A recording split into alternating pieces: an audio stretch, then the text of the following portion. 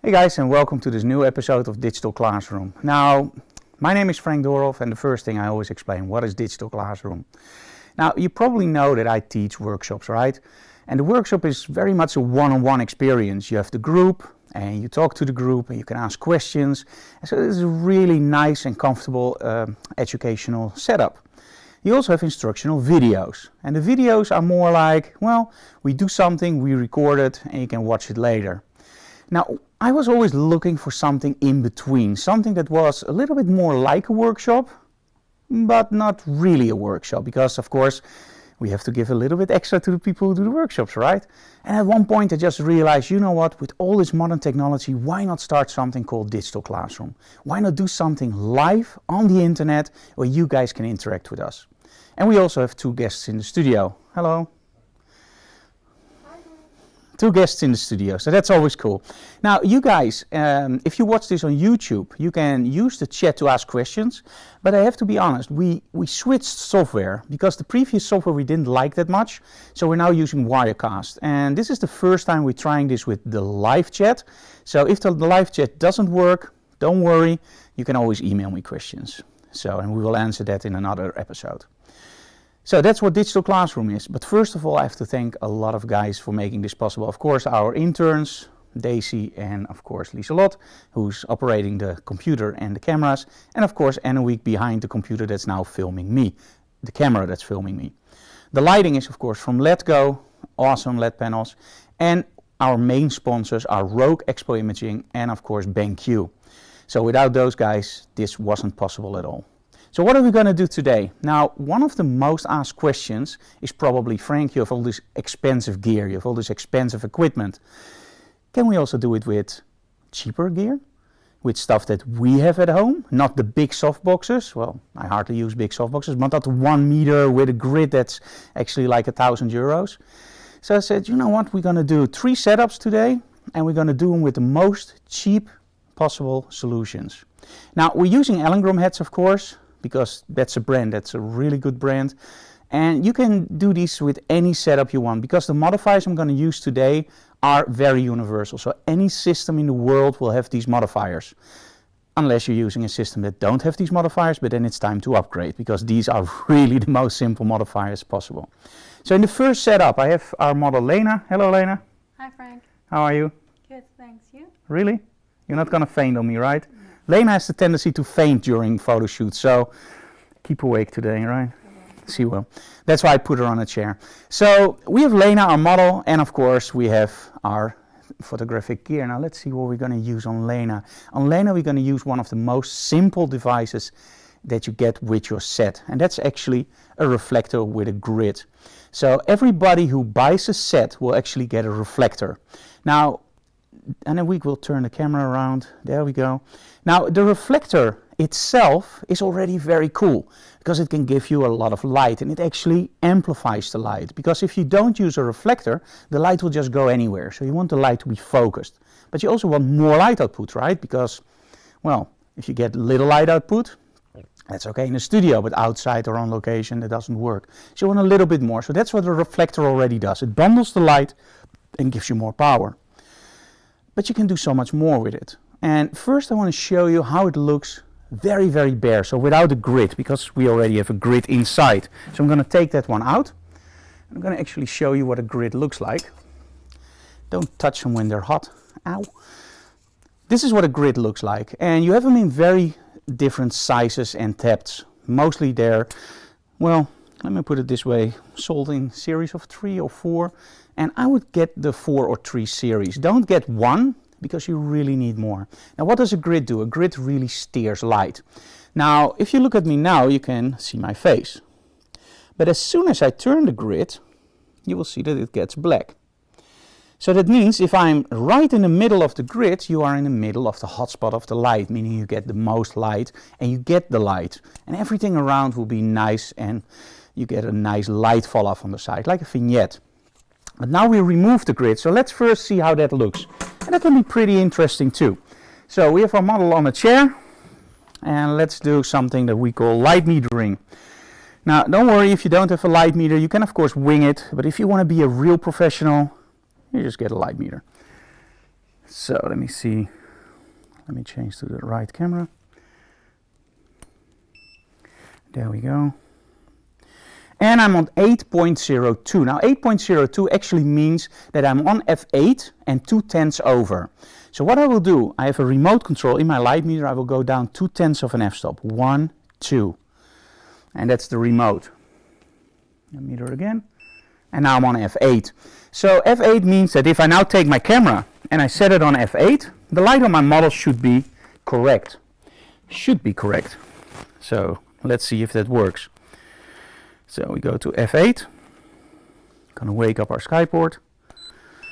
There we go. And we're gonna take one shot.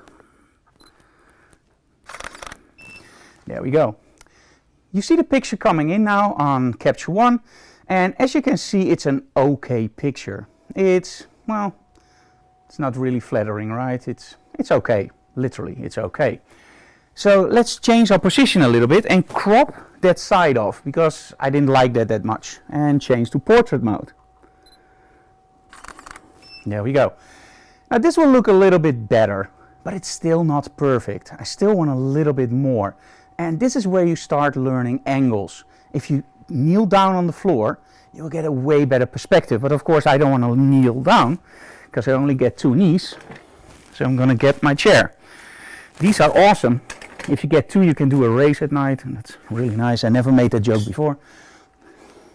And there we go. Okay, so now you can see that everything falls in its place a little bit better. So we already like this shot a little bit more. Let's see if I can play with this a little bit. Let's go back to landscape mode, and immediately you will see that when you shoot in landscape mode, the storytelling of your shot will be much stronger. There we go. That's look pretty nice. So let's give her a little bit more space. Nice. Cool. Interesting. Fantastic. I just shout some words that she knows he's doing well. I don't even know what I'm saying, but it's okay. Really nice. Awesome. So this is without any kind of modification. So this is just a bare strobe. This is something that I would call going really cheap. But it works, right? There's nothing wrong with the image. I like the shadows. Now, by the way, I hear a lot of guys always asking, how do you think about shadows?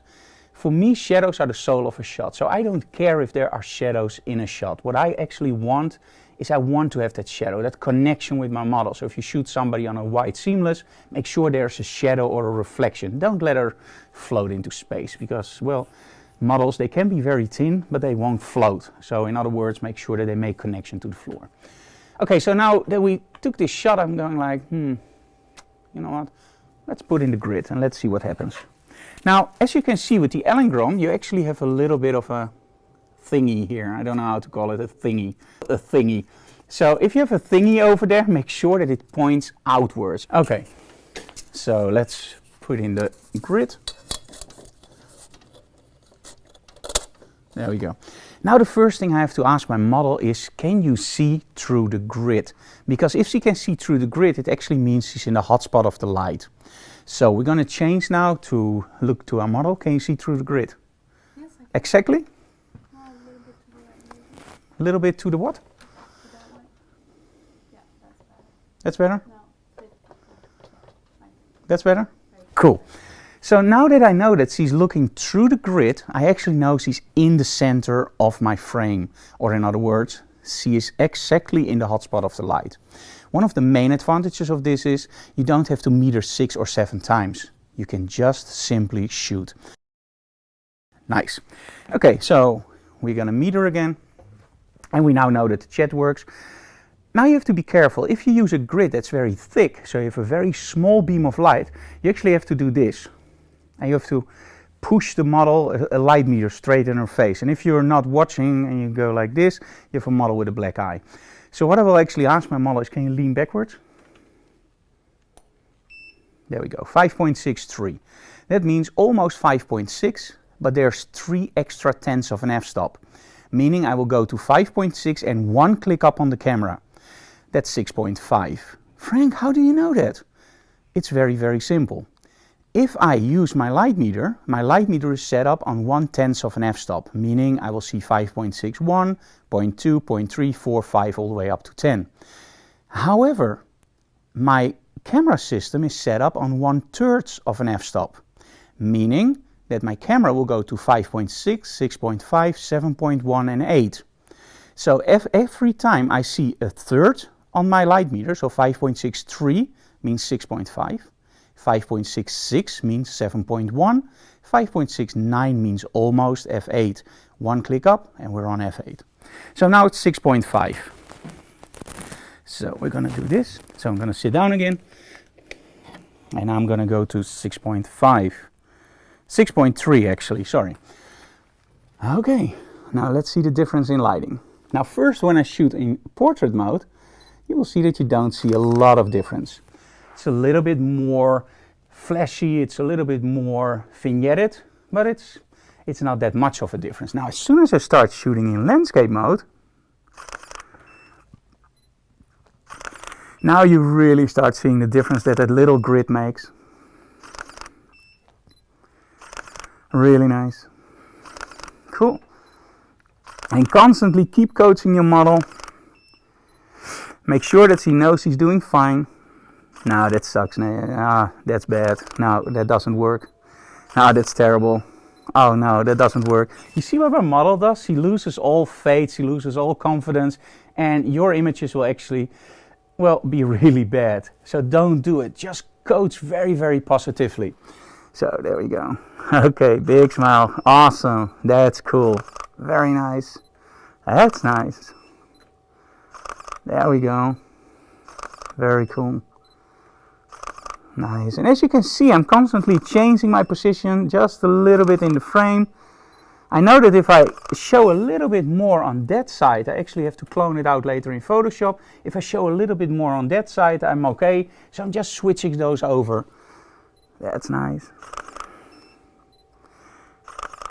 Now I'm still sitting on one position, right? And I didn't move. So I get all these images that are almost the same. They're literally the same, only the model changes.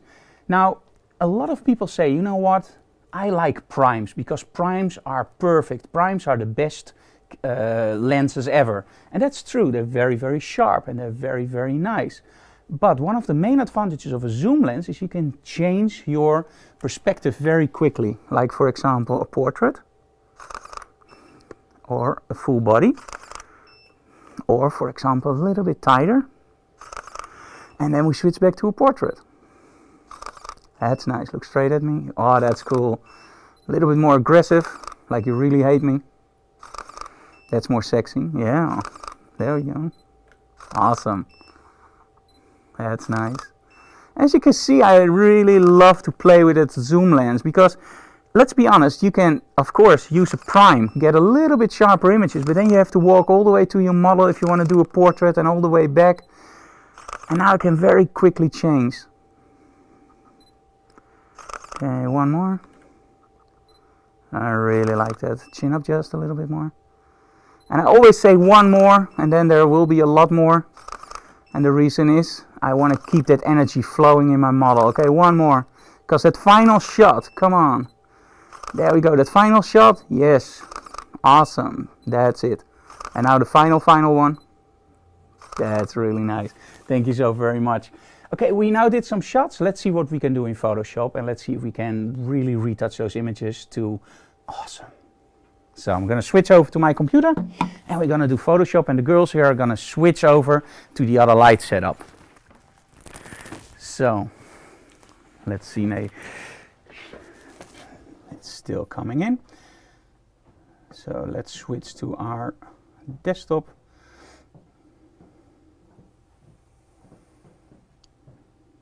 There we go. Okay, so you see the girls behind me changing some stuff, and you can see my desktop here. Now let's see if I can do something cool with this. Now the first thing you have to realize is what you want to do is you actually want to first select your images. Now I'm using Capture One, and Capture One is just a captured software, so it shoots tethered. But it's also really cool RAW developer. So the first thing you have to do is make sure that you know what raw developer you use. So if you use Lightroom, you have the same tools. It just looks a little bit different. If you have Photoshop, that's your retouching program, so that has nothing to do with tethering.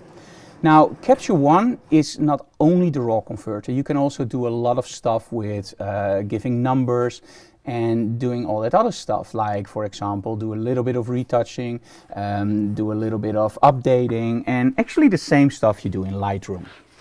Okay, so I have my Wacom tablet, which we actually use a lot, as you can see.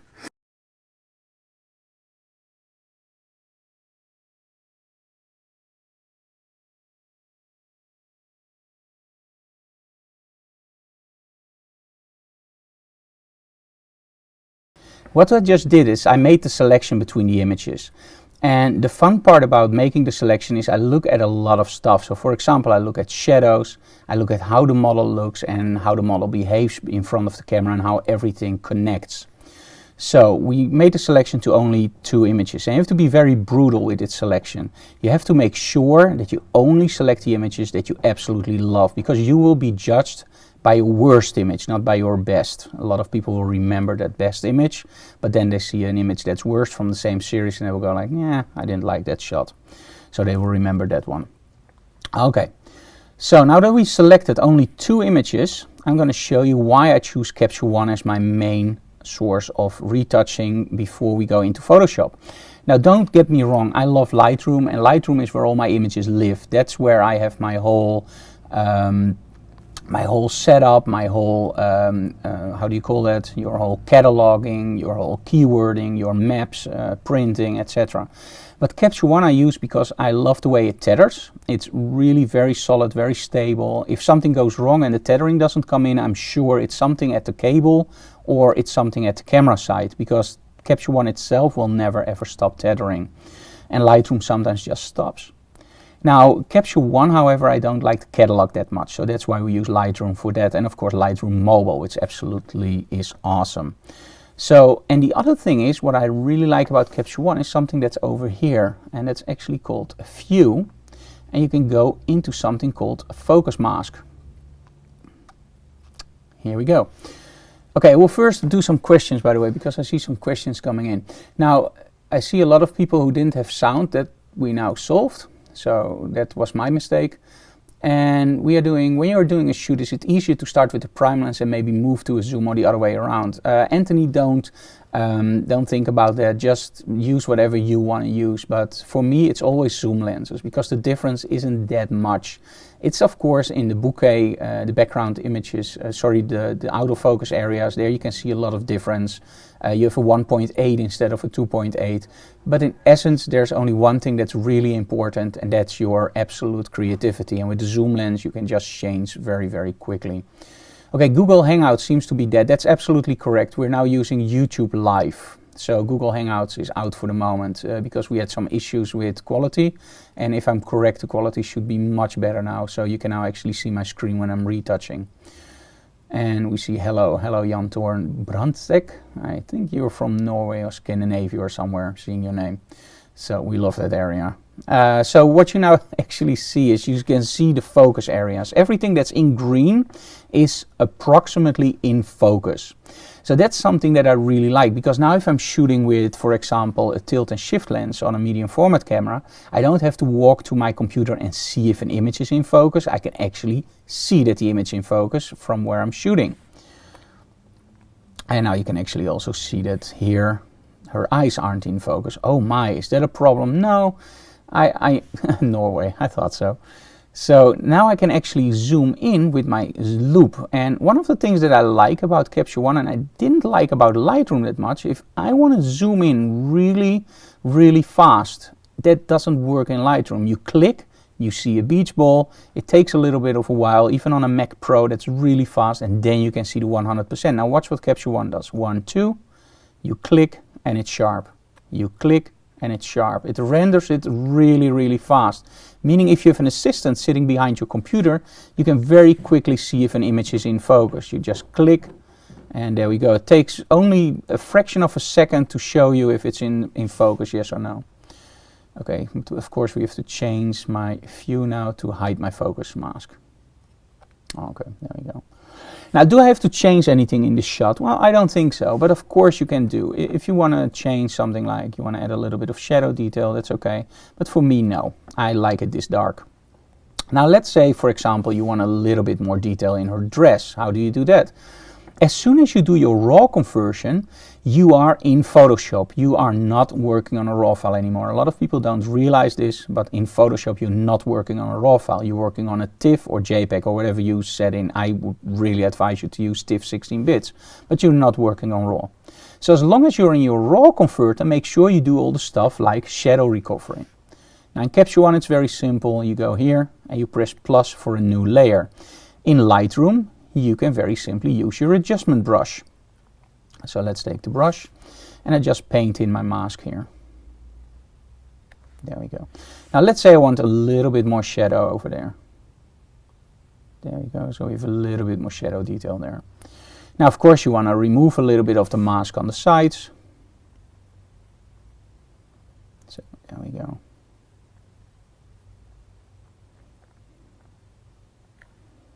And now before and after. Just gives the dress a little bit more oomph.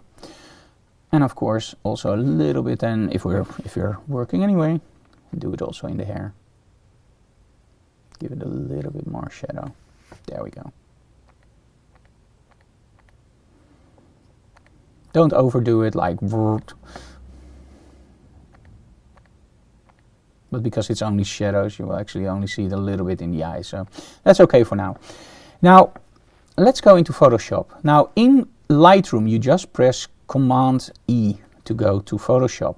In Capture One, it's a little bit different. In Capture One, you go to a recipe you created, and this time Frank to Photoshop. Now, what does the recipe do? It makes a TIFF 16 bits, uncompressed, Pro Photo RGB, 300 dots, but it doesn't matter really, and then open Photoshop. The only thing you now have to do is press Command D. And Command D will actually create that TIFF and then open Photoshop. So let's see. It now has created a TIFF and it's now opening Photoshop, if I'm correct. But of course it's one of those days where we lose audio. So no, it works. I hope. We're also recording, by the way, so I think it's a little bit slower on today. Okay, fit on screen. Now, about skin retouching, there's a lot of stories about how you should do skin retouching and if it's even necessary. Now, if I look at this model, I would say her skin looks pretty cool, so I don't need any retouching on the skin, right? But I still want it a little bit nicer. Now, if you have a model that has really bad skin, there's a plugin called Topaz Clean 3 that will actually clean up the skin very, very nicely, and you can add some structure back. But what I'm using normally is a filter called Imagenomic. And Imagenomic Portraiture is really nice. So you go into Filters, Imagenomic Portraiture, and you have to buy that one, by the way, so it's not for free. You go into 100%, and normally it guesses it really well. There we go. And now you can see before and after. Watch this. Very, very subtle. But it just gives you that little bit of extra niceness in the picture. Let's call it niceness. Okay. You press play or apply. And there we go. Very nice. Now you have one layer with actually the effect and one layer without. So let's go into 100% and show you that. One layer with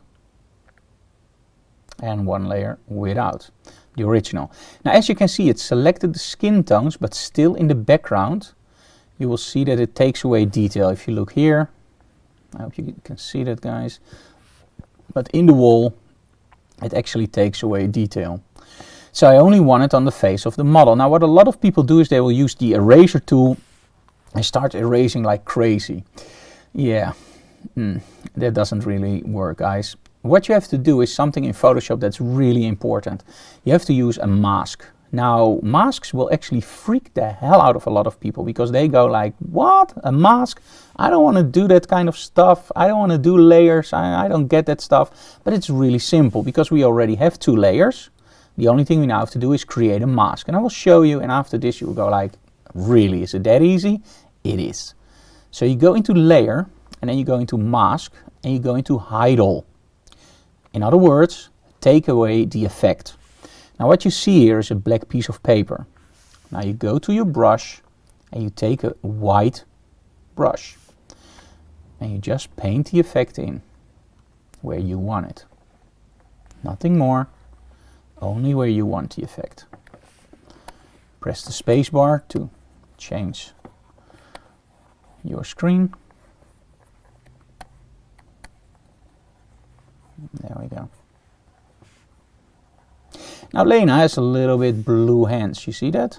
I'm gonna fix that later. So first we're gonna do layer, flatten image. Now this is my way of working. A lot of people say you have to keep this in a group, you have to do blah de blah. Doesn't matter, but make sure that you work it out and that you really know your own way of working, the way that you like it. And in my case, when I do something and I know it's done, I always do a flatten layers. Now, unless I'm doing a composite, then I'm actually not doing a flatten layer, of course, because maybe sometimes I want to go back. So let's see her hands. They're a little bit bluish. Lenaa, why did you have blue hands? It was a little bit cold. Oh, it's a little bit cold. I'm sweating and she's cold. Oh my. First, create a duplicate layer by just dragging it over here.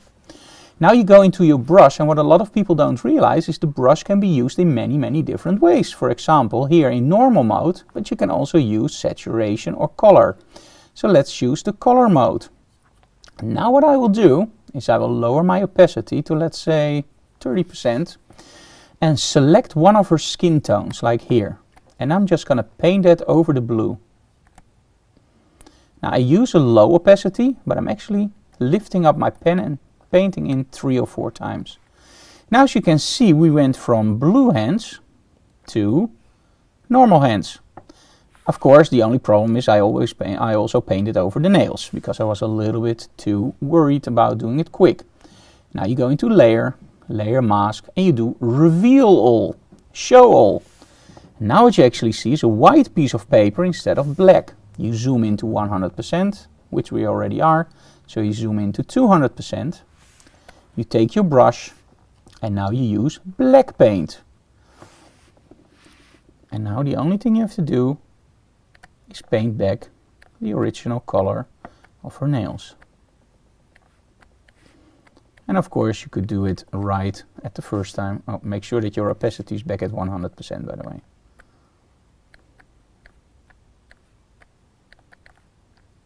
There we go. So we fixed blue hands, so she's no longer a Smurf.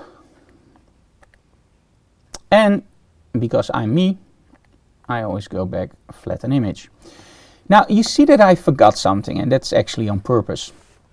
The legs I didn't paint in for my skin retouching, right? And you know why? Because there's light fall off between her body and her legs. So for her legs I'm gonna do, again, my image normal portraiture.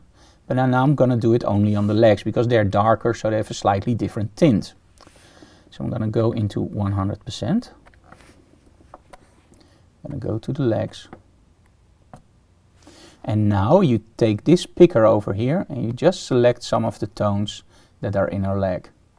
And you can of course do this like woof all the way up, because models never like the way their legs look with goosebumps. Right, Lenaa? Right. Yes, she says right, Frank. You don't hear her anyway, so I can say whatever I want that she wants to say to me, to whatever I want to let you guys know that she says. That doesn't make any sense. Go to the background, go to layer, layer mask, and hide all. Go into 100%. They're just making fun of me now. And we're gonna go to white paint. Now if you want to change paints, you don't have to go here and do it like this. You can also press the X key on your keyboard and you change. We can hear her. Oh no. Really?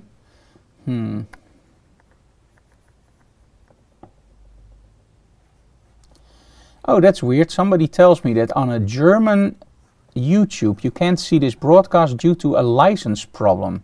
That's interesting. I never had that problem before, so I will go into that. Okay, go layer, flatten image, and you can see that she also has a little bit of blue here, so you do the same thing. You go to color, you go back to 35%, select the color here, and just paint the effect over here. Just take away the blue a little bit. Now it gets a little bit too reddish, as you can see here. So you're going to go here into your sponge tool and you put it on desaturate. And you just slowly do it like this. And now the bluish tint is gone. Very nice. Okay, fit on screen. Now again, this is my method. I always do layer mask, which in this case, layer flatten, which I didn't have to do, by the way.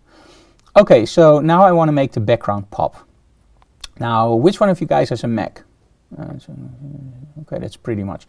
How many guys of you have a PC? Yeah. Okay, so it's about 50-50. And by the way, if you're watching this back, I'm just making this up as we go. I don't see how many people has a PC or Mac. Now, on a PC, you can use a filter called Topaz Clarity. But on the Mac, I always prefer the filter Mac Fun. Mac Fun Intensify Pro. This is an incredibly cool plugin because what it does, it literally intensifies your shot. So let's see what we can do with this. Bless you.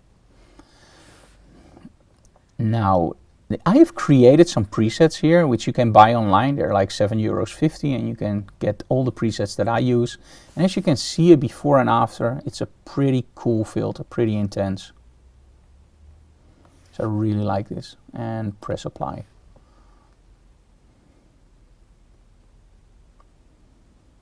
Okay, this takes a little bit of time, so I'm going to take a drink.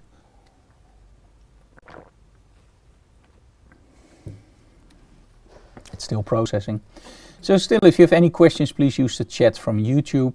And by the way, we are recording this, so later on, if you have any problems with license, we can actually show it later on YouTube, so don't worry.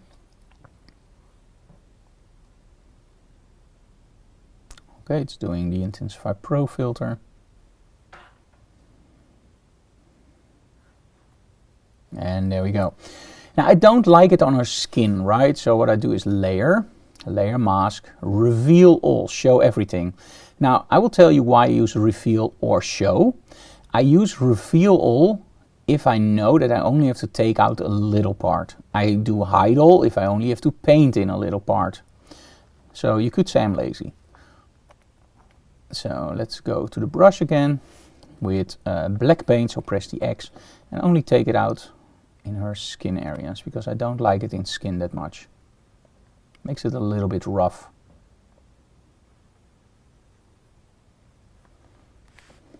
Same here. And of course, normally I zoom into 100% to make it absolutely nice. But in this case, I'm gonna move on with the next setup soon, so I'm gonna do it a little bit rough. There we go. Okay. Now, certain areas I will do on 100%, like the arms. And I think this is pretty much how I like it. Her face can be a little bit more rough. Now, I also want her feet to be a little bit less. Now, one of the things that you will notice is that the lower areas will be a little bit less bright. Do you see that when I paint over her chest area? It's a little bit less bright. Now, the fun thing about layers is you can actually now go to your bottom layer. You can very quickly, with your adjustments, curves, you can actually just give it a little bit more brightness to mimic the other set. There we go. Now the only thing I have to do is store this and be done with it, right? Not completely. Let's go to 100%. And as you can see, I'm missing one of her cat's lights. And this is for me a no-go. I want cat's lights in both those eyes, but I still like the shot. So what I'm gonna do is I'm gonna fake it a little bit. And I know my motto is why fake it when you can create it, but let's just do it very quickly. So close your eyes, guys, that you didn't see this. There we go. So now she has 2 cat slides. And when I'm close, what I also can do is use my healing brush and just take away a little bit of this area here.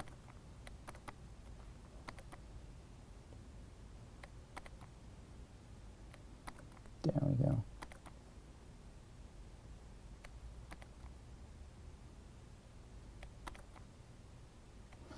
And if you do it a little bit too much, don't worry, because nowadays there's a filter that actually lets you blend your healing brush in. If I can find it. Fade healing brush, there we go.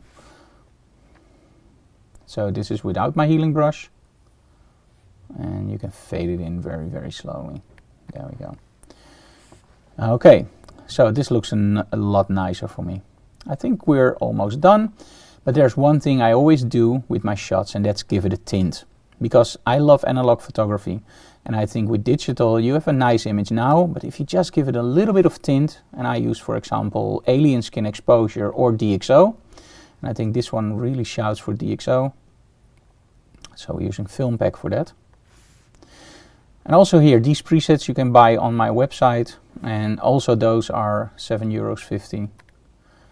So they're not expensive. You can buy presets for $199, and I think that's ridiculous because, let's be honest, the presets, I take a lot of time to create these presets, but in the end they're just presets, and don't spend €199 on presets, then just build them yourself.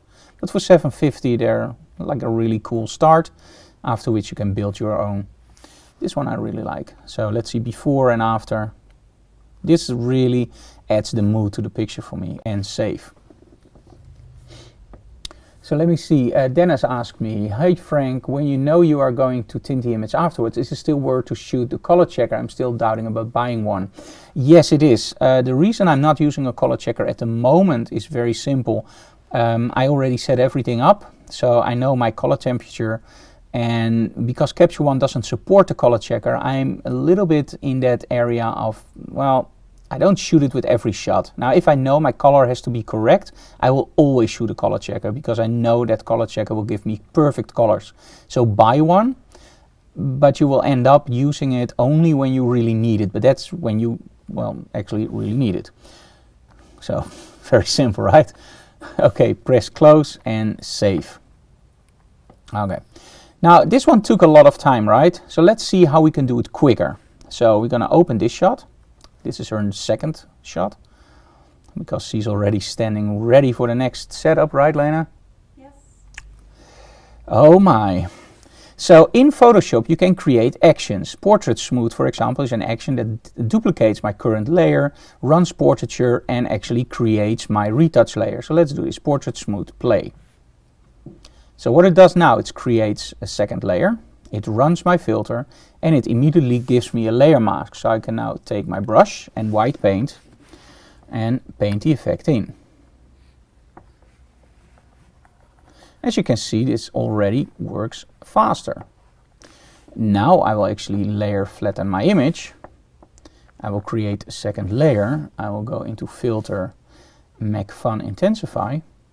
Because a lot of people spend hours and hours and hours on retouching, and trust me, you don't need to. If you have your workflow cut out for you, you will actually exactly know what to do. And in the end, it's all the same retouching that you do, because you want uniformity in your shots. So as you can see, this is the difference with Make Fun. It makes so much fun working with Make Fun. They're not one of our sponsors, by the way, but I really, really love their software. And in between, by the way, if you're interested, I'm retouching at the moment on a BenQ monitor. And the reason we choose BenQ is very simple. A lot of students and attendees of my workshops ask me which monitor should I buy. And a lot of the monitors that does Adobe RGB are really expensive, and you have to pay extra for the hood or hardware calibration or whatever. And BenQ actually now delivers a monitor, a 27-inch Adobe RGB, including a hood and hardware calibration option. You only have to buy the hardware calibrator. and they deliver it for €6.99 in euros. So that's like a ridiculously low price for such kind of monitor. So we tested it, and I absolutely love the monitor. So if you're looking for a new monitor, check out the BenQ. Now we have a reveal all option for my layer, because I only want to take the effect out of the skin. And as you can see, this workflow goes way faster than the image before. There you go. Let's see if we have any more questions. Are you a post-shoot cropper, or do you tend to stay as shot? To be totally honest, I don't do any cropping. I only crop in camera unless I'm shooting action or movement. That's when I actually start shooting with a little bit more wide angle, for example, to make sure that if the model does something weird in the air and just stretches her arms, and that's an awesome shot, that I don't cut off one of her arms. So that's when I crop later, or when I shoot sports or birds or whatever. That's when I crop. But normally I just love it the way that I shoot it here. Now here I cut off her fingers, and a lot of people will probably complain about that, but I just love the expression, and at that point I go like, yeah, it would be better with the fingers in, but you know what, there aren't. And I still love the shot. So I just give it a little bit more curve. So we do exactly the same thing as we did before. And we do filter DxO Film Pack 5. Now we have another question. If you want every set to be the same, why don't you make an action for the Mac Fun action? That could be done. However, oh, I'm doing something wrong. Sorry guys, one moment. I should be doing one thing at a time. I could make an action for Mac Fun, but I still have to select that preset, because I don't think they run in batch very good. So that's why I do it this way. Same with DxO Film Pack. You can run it in batch, but from Photoshop it's better just to start it up and just do it in Lightroom. You can use batches, but not in Photoshop, as far as I know. Okay, let me see. I have to give the same look. I believe it was this one.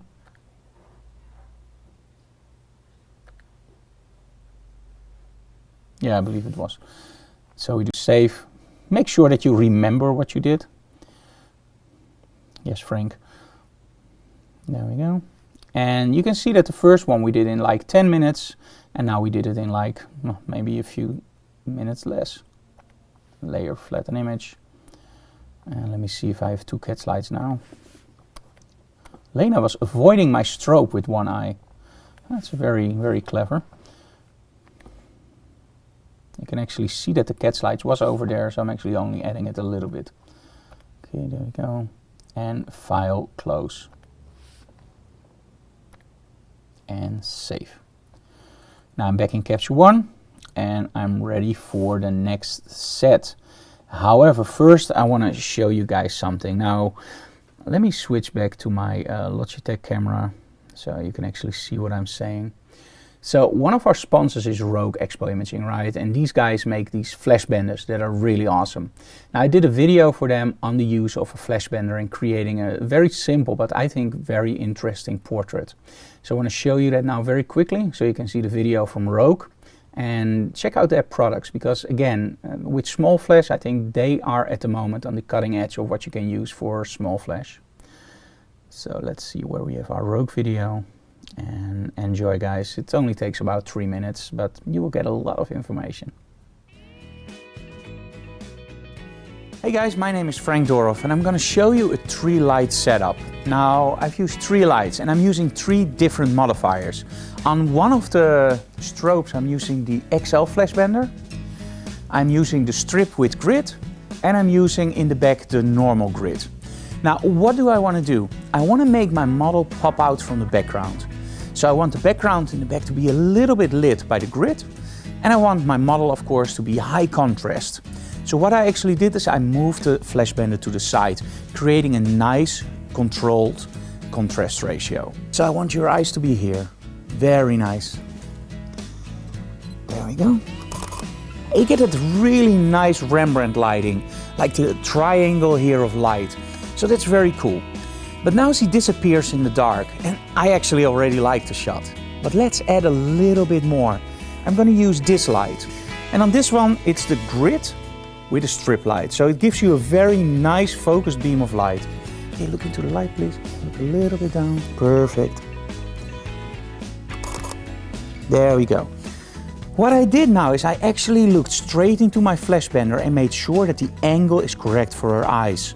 And at that point you really get that nice pinpoint light on this side, but also the accent light on the side of her face, which I really like. The only problem we now have is the background. It's a little bit dark. So what we're now going to do is we're going to add an extra strobe on the background. And I'm using a rogue grid for this, meaning we have a very tight beam of light. If you need a little bit wider, but not too much, you just move your strobe further away or closer to the background. If you move it closer, the beam will get tighter. If you move it further away, the beam will get a little bit wider. Okay, Luz. So we do the same thing. Look over there. Very nice. Center your eyes. Very cool. And there we go. And now we also have some light on the background. And now the model really stands loose. The fun part is, if you move around your model, you can actually control your contrast, right? But you can also control the light on the background. By squinching down a little bit, you get a different light on the background. By standing up, you get a way different light. So let's experiment a little bit with that. So going down just a little bit. Very nice. That's cool. That's really nice. And of course I can change my own position and end up somewhere like here. There's only one thing I think we can do better. It's a little bit stiff, it's a little bit standard, you agree? So Luz, can you lose your hair? No, not lose your hair of course, but make it loose. There we go. Okay, can you look that way please? And as soon as I say yes, you turn around very violently and you look straight into the light. Are you ready? 1, 2, 3, go. Awesome.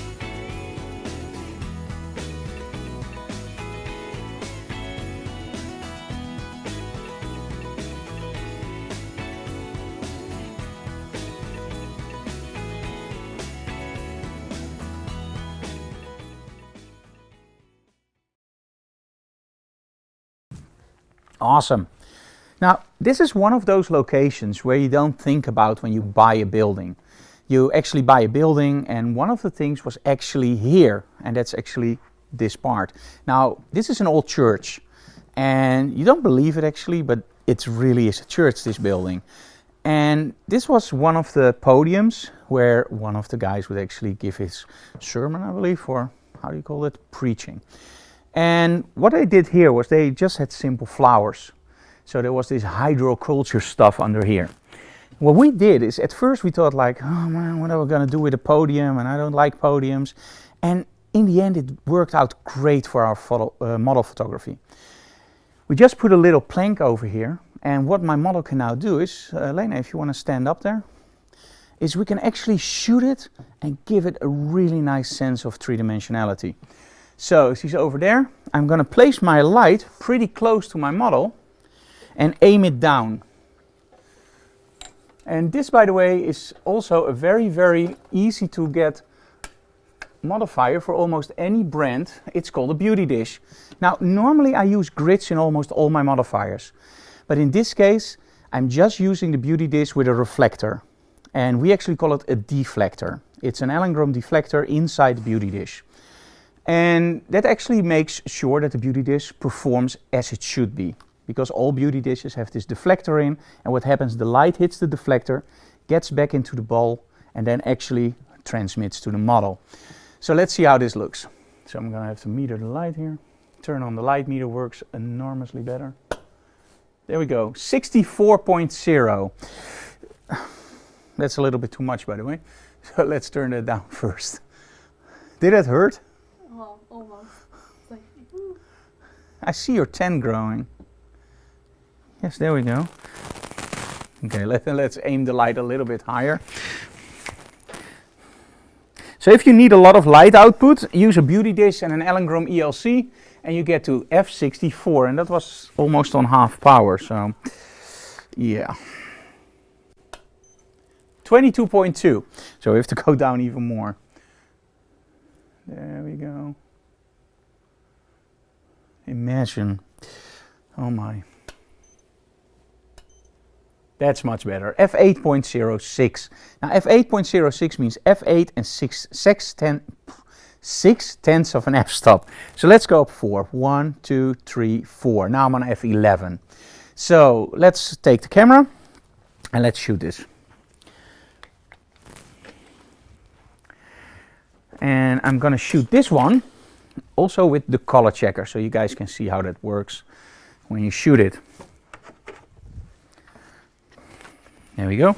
So this is the X-Rite color checker, and what it does, if you have Lightroom and Lightroom only, you can create a custom profile for your camera. In any other software you can still use it, but then you can use it to make your color balance, and you actually use one of these 3 little squares, the gray ones.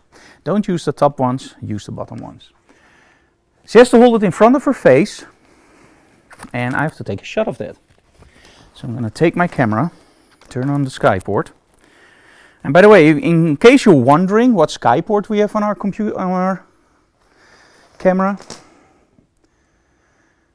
this is the new Skyport from Ellingrom, and I'm using it on a Sony, but that means that I'm only able to use it in compatibility mode, meaning I have all the benefits of the new Skyport system, meaning it is a little bit more power, so it's a little bit more, how do you call it, from a distance, so it works better than the old system. But if you use it on a Canon or Nikon camera, and very soon also Sony camera, you're able to shoot on 1/8,000th of a second with studio strobes or quadras. And we actually tried it out a few hours ago, and it works like a charm. Okay, so hold it very close to your face, aim it a little bit towards the light. There we go. And now let's see if the picture comes in. And I guess so. Yes, there we go. There's a slight delay. Very cool. So now I have the color checker. This is what I often say, this is the most important shot in a photo shoot, because this is where you later on build your profiling and make sure that your colors are correct. But as you can see already in Capture One, my colors are already correct. So that's why I didn't shoot a color checker in the first setup. So I'm going to go back to the wide angle mode on my camera, 24mm. I'm going to shoot my model just standing there. Nice. Now, the only problem I have now is that I'm still standing up. You see this? And I'm a tall guy. That means that my model looks very, very tiny. Almost like a Smurf. Oh, that's really bad. So I'm gonna sit down again and just see what that angle change makes for the picture. It really gives it a lot more flair. That's nice. Chin up just a little bit.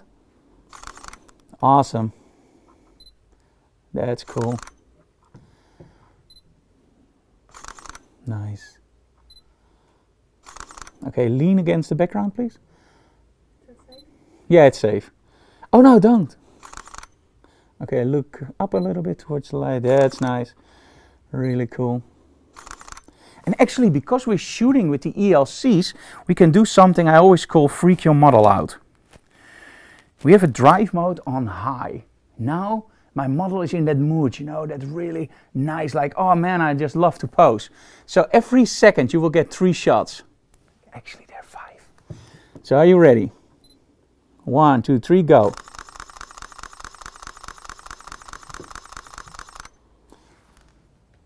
First ask your model if she has any history of epilepsy, because this will actually trigger one. So the images will come in and we will see what we can do with the retouching, because in this setup we're already done.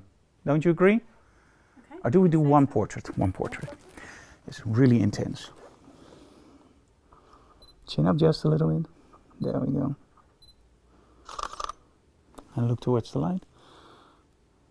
Nose a little bit more my way. Perfect. Keep it that way. Awesome. Thank you.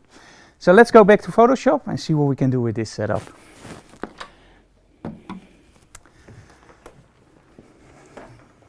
The images are still rolling in from the series. There we go, and there we have the first portraits. Nice. So let's switch over to Photoshop.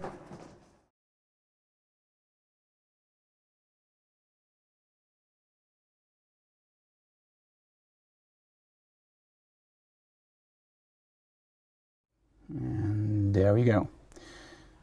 Very cool. Okay.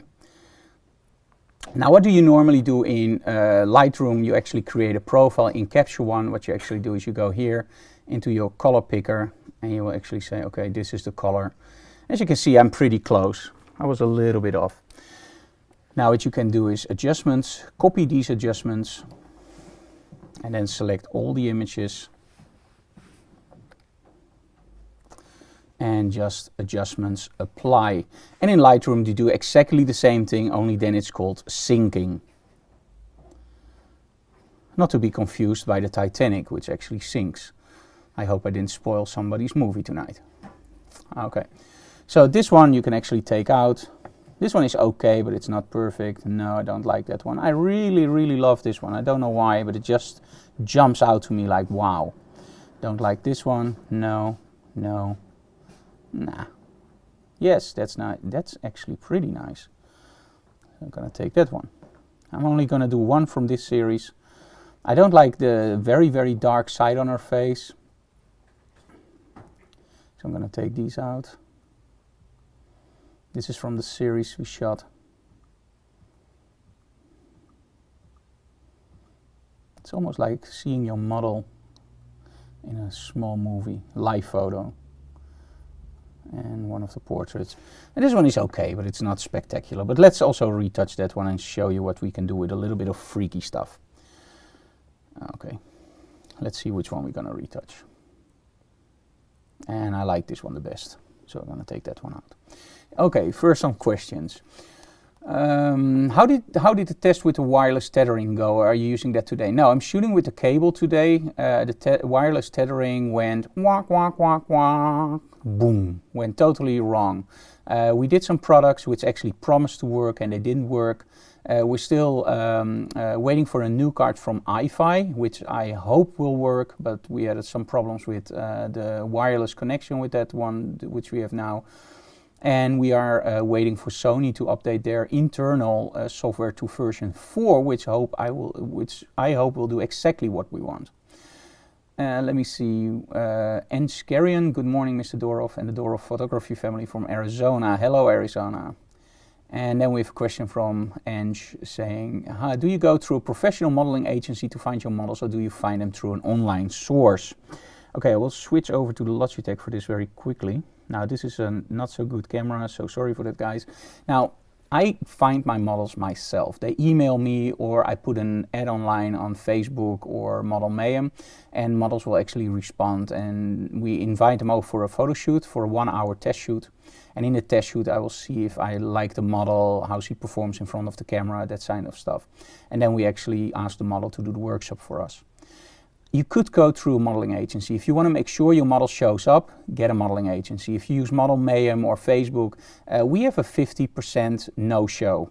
That sounds ridiculous, right? But it's true. 50% of the models that actually want to do a test shoot never show up. So we always book like 3-4 on a day, and we hope 1 or 2 doesn't show up, because otherwise I have a problem. And it always works. So that says something about not showing up.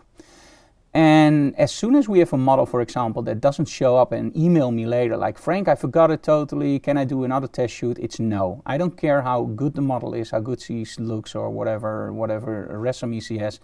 It's a one-time deal. If you show up, that's great, because then I know I can trust you. If you don't show up, I'm very sorry, but you're not reliable.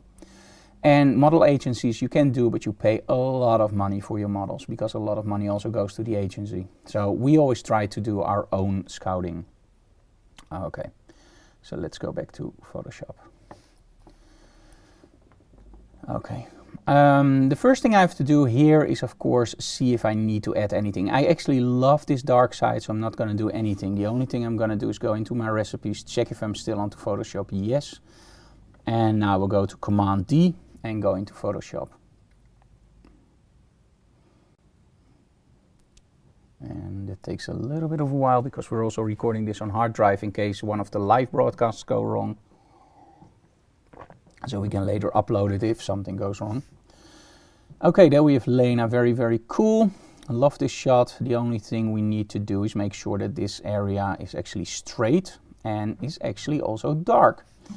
Now, as you can see, this line is actually straight, this line isn't. What you can do is select all, You go into Edit, go into Transform, and go into Distort.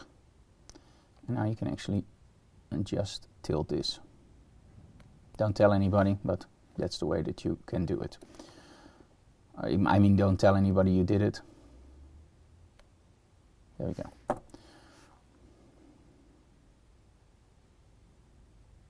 Okay.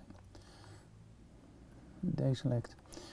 Now, I also want this to be totally dark. Now, the first thing I will do is I will go to 100%, and you can do a lot of stuff. You can paint it in or whatever, but you can also just make a very quick selection. So use Command minus and make sure that you see the whole area. There we go. Now go to your Harry Potter stick, hold it long, and you can see a quick selection tool. And just drag it over here. There we go. Now we have a quick selection. Now the only thing you have to do is go into your image adjustments, curves, and make it totally black. There we go. So in case you missed that, I'm gonna do that again. I hope. Yep. You go to your, normally your, what we always call the Magic Wand tool, but I always call it the Harry Potter stick. You hold your Wacom long and then you can select the quick selection tool.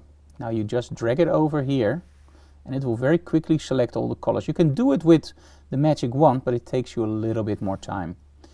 Now what you can also do is if you want to make sure everything is selected, you can actually modify this and for example say expand this with, let's say, 3 pixels. There we go.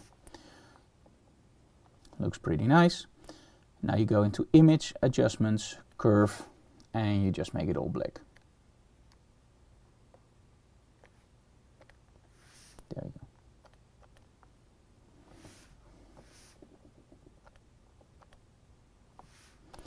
go. Okay, same with the rope. We want to take the rope out. And for the rope, we're actually going to use another technique. I'm going to go into Quick Mask. You can find that here. Take a brush and just paint over the rope.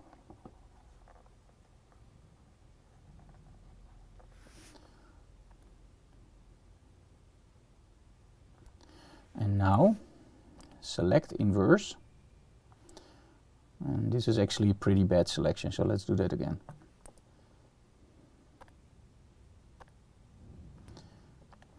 So take your brush, make it a little bit smaller.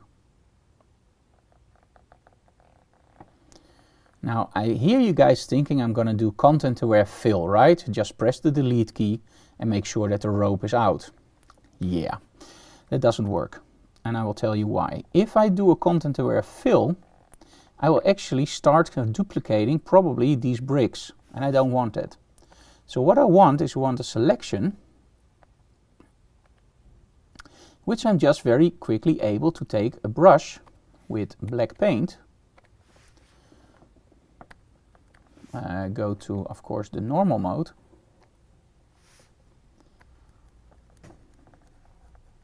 oh, that's not black, that's black, and just paint it.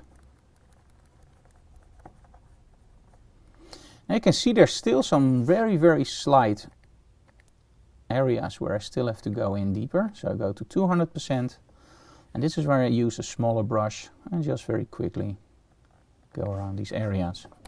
Another solution, for example here, if you have a steady hand like me, you can paint this. But if you're in doubt, don't paint, just very quickly go to your dodge tool and then switch it to burn. And then only burn the shadows by, for example, 70%, and just go over these areas very slightly. It will eat a little bit out of the rocks, out of the bricks, but that's no problem. If nobody knows, nobody will see. Of course, a way better method is just to remove the rope before you shoot it. That always works better. Okay, the bottom part I don't like that much, so I'm gonna crop that a little bit out. So I just told you guys I'm not a crop guy. Well, as you can see, sometimes I do. Okay, there we go. Now for the skin, I'm going to use that same action again, portrait smooth. Just press play, and in the meantime, I'm going to be going to answer a question. Is there anything through your workflow that is a constant pain that you wish someone would either eliminate or make better? Gary asked this. I don't know, Gary. Actually, I don't like retouching that much, but I do like it. So the shorter my retouch session is, the better. But to be honest, if I spend 5 or 6 minutes on a shot, that's pretty long, and for me that's like the perfect way to spend on my shots, like 5 or 6 minutes. I think if I would have spent 20 minutes or 40 minutes or an hour, or some people even claim to be 2 hours behind Photoshop, that would be very, very boring. So then I would change my workflow, but now I'm already pretty fast, so I don't care. It's there's nothing that's really a pain in the workflow at the moment, so I'm pretty satisfied with the speed. But of course, processing power is always cool. That's why we use the Mac Pros, and those are really fast. And another question from Mahesh Kumar, I hope I pronounced it correctly. Hey Frank, I brought Mac Fun filters based on your suggestion and using it in Lightroom 5, which is giving great results. Any more suggestions similar to what Mac Fun? Yeah, Topaz, you can check out Topaz. They have a really cool filter called Glow, which is pretty nice, and they have this clean tree for skin, which is a lot cheaper than imagenomic portraiture, but it's also less effective. And I think the Nick collection is also something you really need to look into. Those are really not that expensive, and you have a lot of plugins. And for tinting, without any doubt, Alien Skin Exposure, which is awesome. Okay, so let's see if you need some extra Mac Fun in this one. Now, Mac Fun is a filter which, I have to be honest, I never expected to have a filter that I use on almost all my images, and in the end I use Mac Fun on almost every single image for the very simple reason. If I look at an image without Mac Fun, it just looks, I don't know, two-dimensional. It just doesn't look right. And as soon as I add the filter, it just gives you that little bit of magic. And let me see if I like it with or without vignetting. I like it with, so just press apply. Now here you can see that the effect on the floor is a little bit too much, same as in the face. And let me see, Gary. Cool, thanks. No need to ever upgrade anything then, right? Yeah, only upgrade your PC or Mac to get more speed. And of course use the newest versions of Photoshop. And a lot of people ask me like, what should I do? Should I buy Elements? Should I buy an old version of Photoshop like CS5? A Creative Cloud, guys, it's like, I believe at the moment $9.99 a month, and you have Lightroom and Photoshop. For $9.99 a month, you have the latest version of Photoshop, you have all the mobile apps, you have everything you need. So just get a subscription to Creative Cloud. So don't do the old versions, and don't do any Elements or whatever. Or Elements are cool, but you know, it's Photoshop is just the full-blown version. It's very simple to use, and yeah, for $9.99 a month, just do it. Okay, do reveal all and only take the effect out of the skin with black paint. And again, normally you zoom into 100% of course, but I'm doing it a little bit sloppy now. There we go. Maybe a little bit here. Okay. Now the bottom part I said I didn't like that much, but I do like it, but not that much. So what I will do is I will make my brush a little bit bigger. And what I will do is I will change my opacity to like 21% and just paint the effect out a little bit. There we go, not too much. And there we go. And flatten my image. Okay, we have another question. After using a filter, something appeared in the right shadows. That's absolutely true. The filters will actually also give a little bit of bite to the shadows. Some people like it, some people don't. It is an artifact that gets in. If you don't like it, you can always paint the effect out there. Or if you want to have it a little bit darker, you can always use, and I will show you that very quickly, you can use the burn tool and just put it on a very low setting, like maybe just below 20%. Make it big and just very quickly go over your shadows. And now you have the dark shadows back if you like it. Me personally, no. I like it more like this. So, but you can also, of course, let me put it even lower on 5%. Maybe I like that. Yeah, that's better. See, your creativity is whatever you want it to be. Okay, so now her shoes, I want a little bit more shine. So I go to 100% and I'm going to use something called the dodge tool. Now the dodge tool is something you also know from the old darkrooms, right? Push processing and I don't know the other term. I know it in Dutch. It's doordrukken en tegenhouden. And probably dodge and burn, by the way. I didn't have my Red Bull yet. So let's see what we can do here. Just gonna add a little bit of dodge to make those highlights stand out a little bit more. And it looks like we don't do a lot, but as soon as you zoom out, there we go. Now you can see that it gives a little bit more bite in the shoes. And of course, we have to tint the image. And now let's go to Alien Skin Exposure 7. Let's give them an equal look. Okay, Emil says, I think he meant the black part on the right. Oh, I know what he means. Yes, this part. That actually shows more detail. That was 100% black. And now it shows detail. And that's exactly what the filter does. It gives you a lot of extra boost. So that's exactly how the filter is designed. It will give you detail that you normally never saw. Okay, I'm now doing the clickety-click until I see what I like stuff. In other words, I will just go through my presets until I see something that I like. Now for some people this is shocking. Don't you know which look you're going to use? No, I know how the end result is going to look. But after that, I'm just going to look for the filter that I really like. Oh, I love this. But then it's black and white. I want to keep this color. Now why do I want to keep it color? I don't know. Just make it black and white. The only thing is I'm using a filter here called Bouquet in Alien Skin, and it's all the way over here. And you actually have to set the center for that one. So go into your center. And of course it has to be on the face of the model and not on something else. And just press it down. There we go. Her feet are now a little bit out of focus. Let's press it down a little bit more. I really like this. Now the fun part about presets is, and this is how you should use them and also how I use them, I still change everything. For example, if I want to have a little bit more in the reds, and oops, one moment, my computer has to catch up. There we go. In this case that doesn't change a lot, so don't use it. And add a little bit more contrast.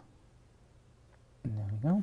Now as you can see, I'm actually using faded blacks here by pushing my black curve up. Now if I want to eliminate that effect, I can push my black curve down again. Then you get this, but that takes away the magic in this shot. So just push it up a little bit. There we go. Now for the noise, I love noise, but I want to make sure that the noise is okay. So I want to go into a 100% look normally. Oops, sorry. And I just want to see the grain 100% to make sure that it's not overdone. So let's add some grain.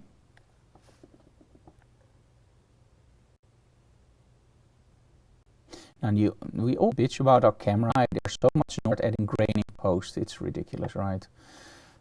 But it's so much fun. Okay, let's see in the face with the grain. If I like that. There we go. Really love this. And press apply, and it will actually do the whole retouching in, or sorry, the whole filter in Photoshop. This one will take a little bit longer because we actually use something called bouquet or out of focus areas, and that's always a little bit more processor intensive.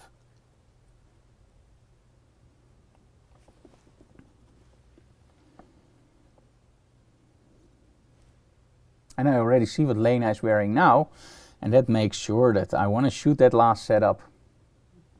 And my son just actually also arrived in the studio. Hello, Brian. Hello. He never wants to come to our studio unless there are nice models. Weird, right? Puberty.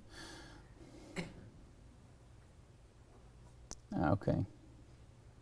There we go, really nice. I flatten my layer and I will close for the shot, file close. And as you can see, this was done with a very simple beauty dish. You can get it for any system in the world. and it's just a very, very cool look. So I'm gonna start up capture one again for the next shot, but first I actually want to show you guys something, and I'm gonna switch to my Logitech for this. Now you guys all know that I love shooting light, right? Light is the language of photography.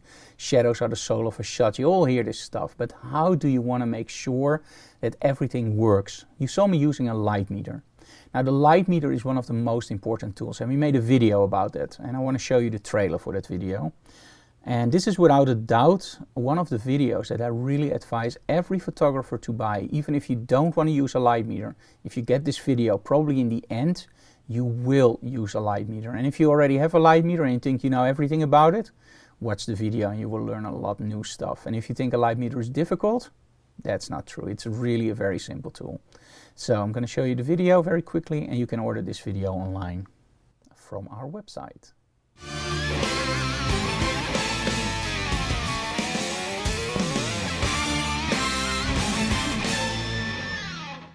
Hey guys, my name is Frank Doorhof and I'm the author of the book Mastering the Model Shoot. Now you guys really like the book because we're getting a lot of rave reviews on Amazon and every other online store. So that actually triggered us to make a video series about the book. Now in the first video I will tell you everything about the light meter. Now in digital photography I think the light meter is the one thing that confuses people a lot. Shouldn't I use the histogram, Frank? Isn't there a meter inside the camera? Where do I point the meter? Towards the pretty girl? Towards the camera? Towards the light source? Where? There's a lot of confusion out there. Now in this video I will give you in more than 70 minutes all the insights out about the light meter.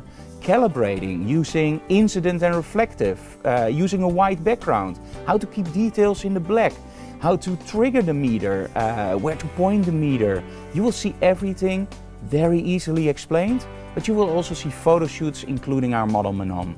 This is one of the videos if you're slightly interested in the light meter, or if you already have a light meter and you want to know everything about it, get this video. It's called Mastering the Model Shoot, the light meter, and it's the first video in a whole series that we're going to release in connection to our book Mastering the Model Shoot, and it's available now from our website.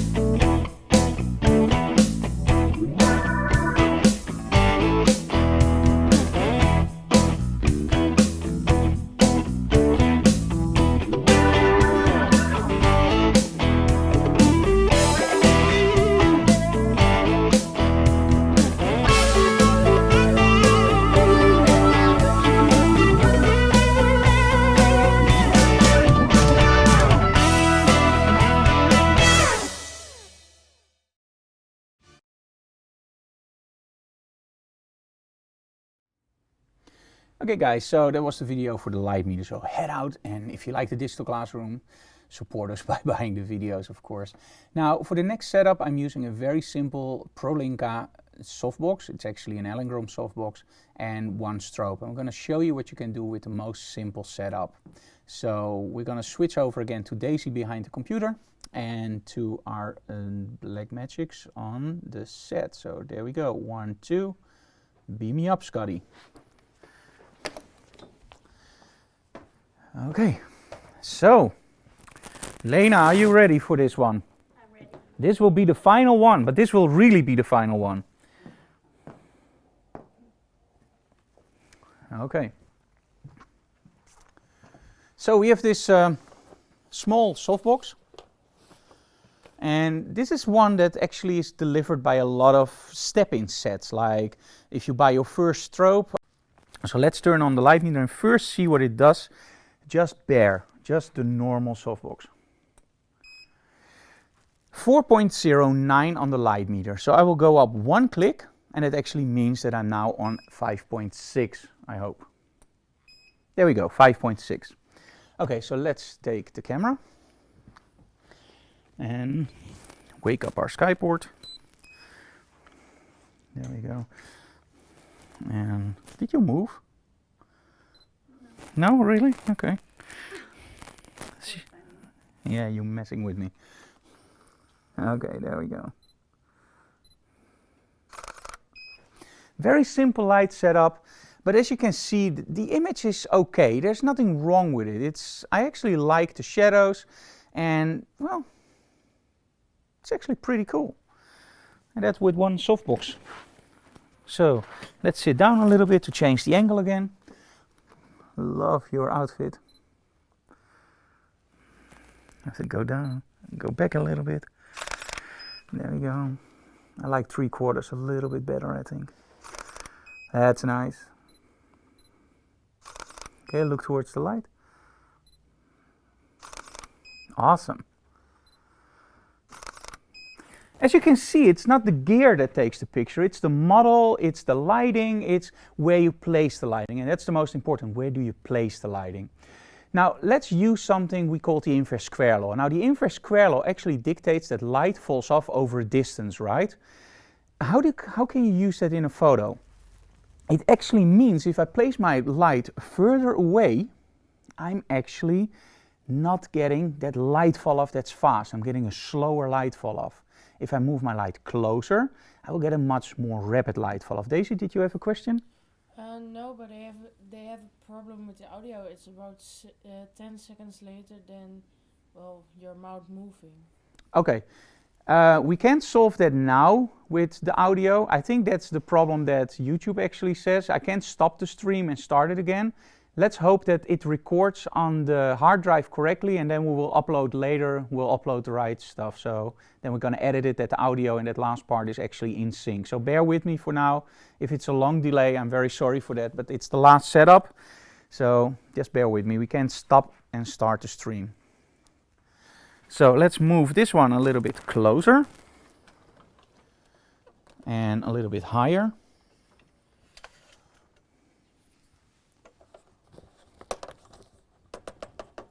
There we go. Loosen it. It's because of you, Lenaa. Of course. Yeah, I told you. It's when Lenaa is here, everything goes wrong. Okay, so let's meet at the light now because it's a lot closer. Can you stand against the backdrop? Now, what I'm doing is I'm actually feathering my light, meaning I'm not aiming it straight at my model. I'm actually feathering it away from my model.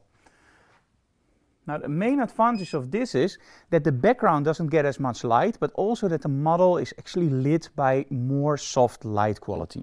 So I'm on 8.04. So I'm going to go down to f8. 1, 2, 3, 4. And I have to go 3 more. Did something wrong.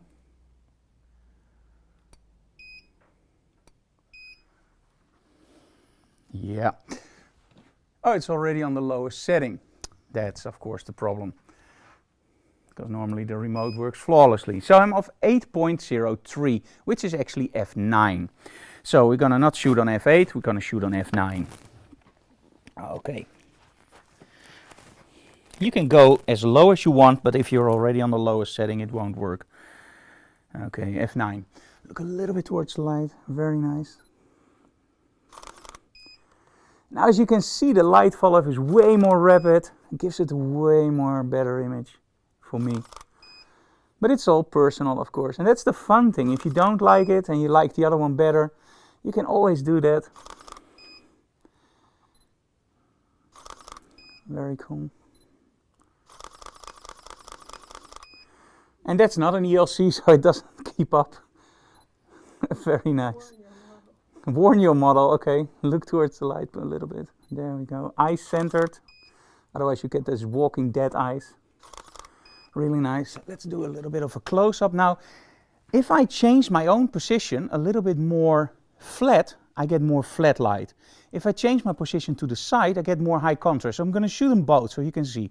Annelie, can you please give me a little bit more slack in the cable? Thank you. So I'm first going to shoot very flat on my model, like this. Okay, look straight at me. Tilt your head just a little. Stop. That's perfect. Chin up just a little bit. There we go. Chin down. Awesome. Now I'm going to change to a more high contrast look, and I'm going to change all the way over here. That's nice.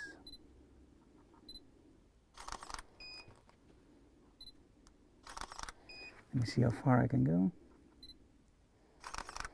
Awesome. So now you can see that I get a totally different look from that softbox. And again, it's a very, very cheap softbox, but it works. Of course it works. Otherwise they wouldn't make it, right? So let's do one more thing. Let's ask our model to stand over here. I'm going to aim this up.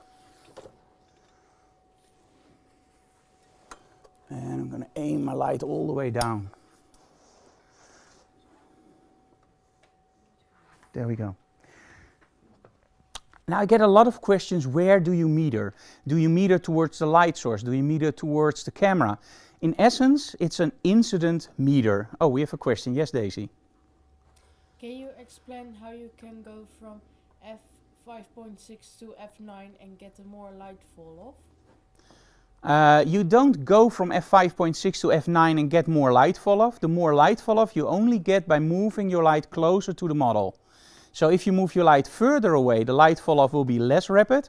If you move your light very close to the model, the light fall off will be very rapid. And the light output doesn't matter. The light output dictates your depth of field, and it doesn't dictate your light fall off. That's actually the distance between your model and your strobe. There are two more questions. Two more questions, okay? Is it just for moving the softbox closer to the model? Yes, it's just by moving the softbox closer to the model that you get rapid light fall off. And is there some kind of gel in the SB? Kind No. of yellow? No, there's no gel in it, and I see that the color changed a little bit. And this is an older softbox, which actually has been out in our dry walk, so it's a little bit more yellow. So I'm going to use my color checker to make sure that the color balance is right, because these are a little bit too yellow. Now, actually a funny story. One of my students, he has a studio, and he just emailed me and he said, Frank, I have this really big problem. Whenever I shoot a model, one side is perfectly in color balance, the other one is totally blue or yellow. What can be wrong? And I was going like, I don't know. This is really weird. I said, do you have any curtains there, or is there a wall that has a certain color? And he just said, no, there's absolutely nothing. And then at one point it just struck me. I said, do you smoke? And he said, yes, of course, I smoke. It's my studio. I smoke wherever I want. I said, okay, tell me one thing. Do you have new softboxes and older softboxes? He said, yeah, I just bought new softboxes. I said, okay, are the new softboxes bluer? He said, yes. The problem was nicotine. It actually stuck on his softboxes, so making them yellow. So if you combine a new softbox with an older softbox that was actually affected by the smoking, you will get totally blue areas from the new softbox. If you did it the other way around, you would get a proper light balance, but it would be way too yellow. So don't smoke. That's a very simple solution, right? But also don't leave your softboxes out in the sun, because this one has been on some trips and it's actually a little bit more yellowish. So, but the fun part is I'm only using one light source and I have a color checker, so there's no problem at all. Okay, you have another question, Daisy? No? Okay. So where do you point that light meter? Well, in the studio, you normally point it towards the light source. But how do you really point it? And this is very simple to explain. This is an incident meter, meaning it meters the light falling on the meter. If I hold it in front of something, it meters the light falling on that subject, making sure that it's correct. So, where do you point the meter? You don't point the meter. That's the whole thing. You never ever point the meter. You just hold it in front of the area that you want properly lit. So let's see. If I want my model to be properly lit, do I point it like this and get 11.9? Or do I want her face to be correctly lit and do I aim it like this and use 11.6? Now in this case it doesn't make any difference. It's only 1/3 of a stop. But the really cool question you have to ask yourself is, how do you want your model to look? If I would do it like this, I'm actually underexposing a little bit on her face. But if I do it like this, I'm having her face 100% correct and I'm overlighting a little bit on her hair. Now what is the most important thing? Her hair or her face? Her face. So you hold it in front of the face, aim it towards where the light is coming from that's lighting this part, and you just meter. And I'm now on 11.6. That means F11 and 2 extra clicks. So let's see what it is. That's F11, 1 click, 2 clicks, that's F14. And let's take the shot. Very intense. Chin up just a little bit.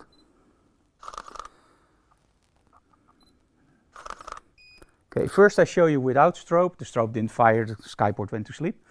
Because I was so boring with my explanation, I guess. Look a little bit more up. Like, that's awesome. That's really nice. Your nose a little bit more towards me. And chin up all the way. There we go. Now lean against the backdrop. Awesome. And just look up.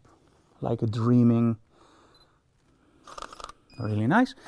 Let's take in a little bit more of her clothing. I'm gonna sit here. By the way, this beautiful dress is by Sinister. One of our clothing sponsors, together with Nadine. They deliver all our clothing for our photo shoots. That's really nice. Okay, a few more and then we're done. Chin up just a little bit. Awesome. Thank you so very much. Okay. Now the color checker, of course, because we have that weird color cast. Daisy, you have a question in between. Yes, we have.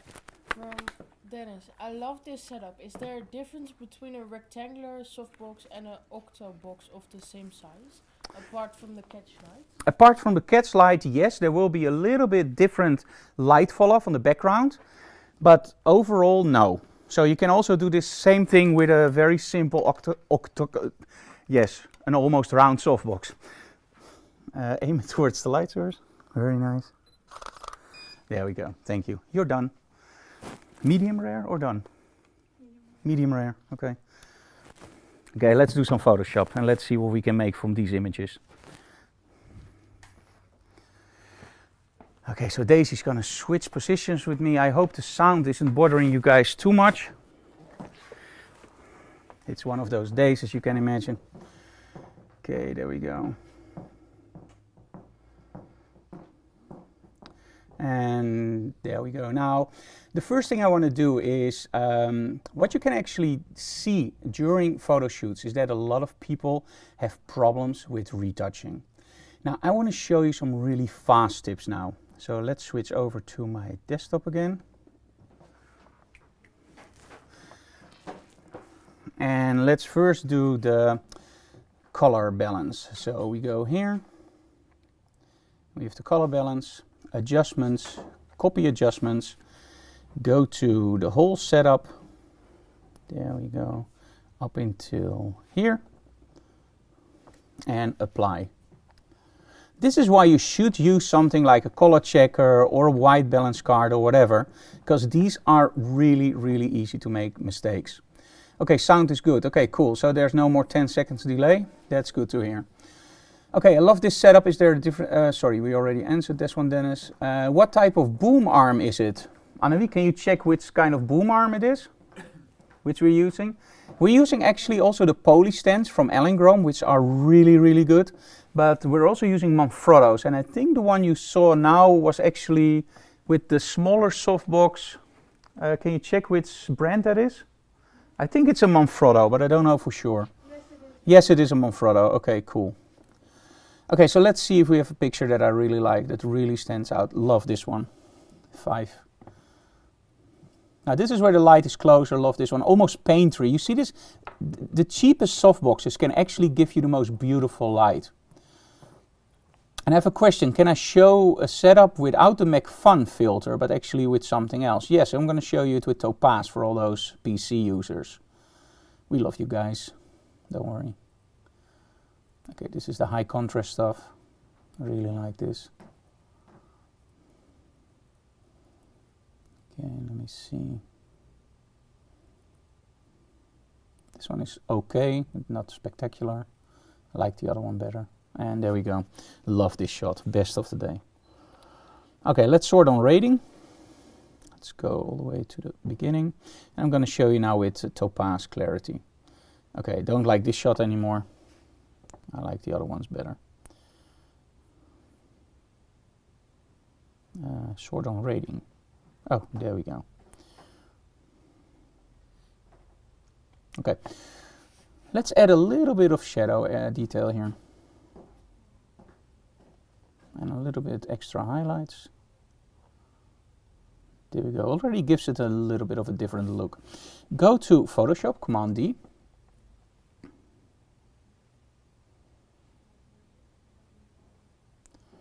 And this takes a little while because, again, we are recording in the background in case something goes wrong with the live broadcast, that we can upload it again.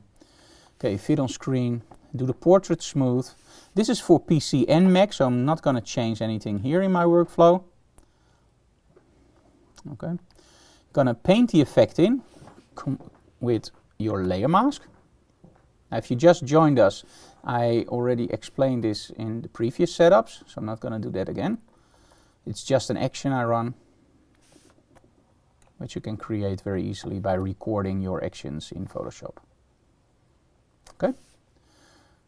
I flatten my image, I make a duplicate layer, and now instead of make Fun Intensify, we're going to go to Topaz and we're going to use Clarity. Now, it is slightly different, but it is almost similar. That sounds weird, right? It's just a different look, but the effect is the same. As you can see here, Fashion Awesome, this is one of my presets I'm using. There we go. And you get that same hyper, I don't know how you call it, hyper sharpening or hyper reality. It's just awesome. That's why we call it Fashion Awesome. And you can still change everything you want. If you say I want a little bit more medium contrast, you can just change that, but I like it the way it is. There we go. Press OK. Now, I didn't include a vignette here, so I'm going to have to do that later on in Photoshop, but that's no problem, because then I can also show you how to do that. And as you can see, Mac Fun is just a little bit more, how do you call it, advanced. There's a little bit more settings, but in the end, if you don't have a Mac, this is way, way better than any other alternative. The alternatives are, for example, you have something called LucasArt, but that's ridiculously expensive, and to be totally honest, it's very unstable on the Mac. They're now working on a new version, but I just gave up. I used it a lot in the past, but I just gave up because of the pricing. You have Nik tonal contrast, which is pretty cool, but can create a little bit more of an edge around everything. It makes it a little bit more rough. Okay, so we're going to do the layer mask again with reveal all, show everything. Take black paint and just paint the effect out in the areas where we don't want it. So as you can see, the workflow is very consistent, very, very much the same. It's almost boring. So that's why I do it very quickly during digital classrooms. But this is how you should retouch. If you have to think about every single image, that's very counterproductive, and you take a lot of time spent on Photoshop where you shouldn't. Photoshop should be like in the darkroom. You can spend hours on it, but normally you do it really fast. Okay, go to the bottom layer and go into curves. Now I'm going to use a shortcut and just make sure that that is the same again. There we go. Now we have to do that vignetting. Now, I have to be honest, actually, I like it without the vignetting, but I want to show you how to do the vignetting anyway. Now, one of the cool things about Photoshop and layers is that you have this black and this white layer, meaning show all or hide all. Now, watch this. You can also make another layer, new layer, and you can actually go into a mode called soft light and fill it with neutral gray. Press OK. Now you see a layer that does absolutely nothing. The fun part is, if I paint on this layer with black paint, I will actually make things darker. If I paint on it with white paint, I will actually make things lighter. So what I could do is, if I want the hairs to be a little bit lighter, I can actually paint that in. Pretty cool, actually. Don't do it like that. Let's just drop the opacity to, let's say, 13% and just paint in the shadow areas just a little bit. This is an incredibly powerful tool to make your model's clothing stand out, as you can see here. And again, it looks like I'm doing absolutely nothing, that it has no effect at all. And then when you switch it on and off, you go like, ooh. And that's what I like, if you go, ooh. Okay, so now we have to do that vignetting. So do your Command minus and make it smaller. And now do the elliptical marquee tool and just select your model. Just feather this selection. Let's say 500 pixels. And inverse the selection. Please don't forget this one. Now take a paint bucket with black paint and just drop it in. And this is the most simple way to do a vignetting in Photoshop very, very quickly. So without, and you can slowly build it up. There we go. And fill on screen. I do my layer flatten image. And let's tint this image, and let's, for example, again use alien skin. Exposure 7. Now all these presets you see here, with alien skin I actually created the most presets from any plugin which we sell presets for. And the whole package is again available via my website. And it's just a starting point, guys. From here on you have to build your own presets, but it's just a perfect starting point. And it saves you a lot of time if you want to go somewhere and you go like, oh, the original presets are a little bit too much or a little bit too less, because I struggle with the same things. So I just started creating my own. And again, I always jokingly call this the clickety-click until I see what I like stuff. And it literally is that. I just go through my presets and just find something that I like. I don't want it too much. And I think I really like this one. It's almost exactly as before, but it just gives me a little bit of extra bite in the shot. This is a little bit more flat. This is a little bit more structured. So I really like that one. Do an apply.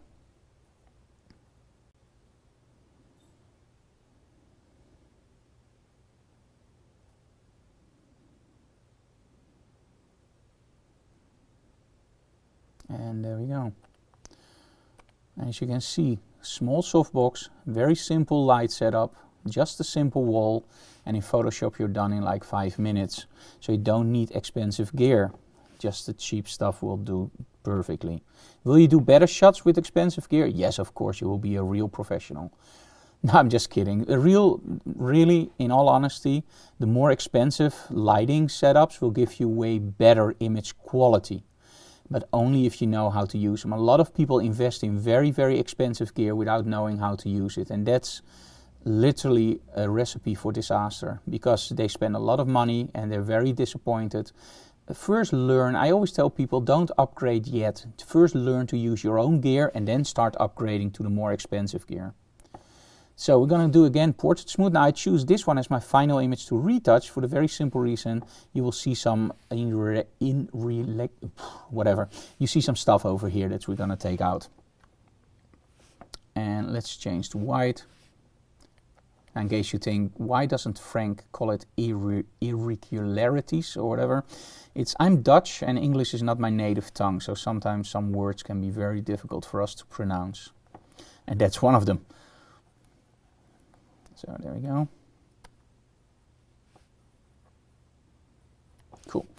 Now what I will do is I will go into 100% because again, I don't like Barbies. What I want to do is I want to really make sure that my model still looks real. So if you look here, there's still a lot of detail here. I'm not going to even take this out because that's part of a real model.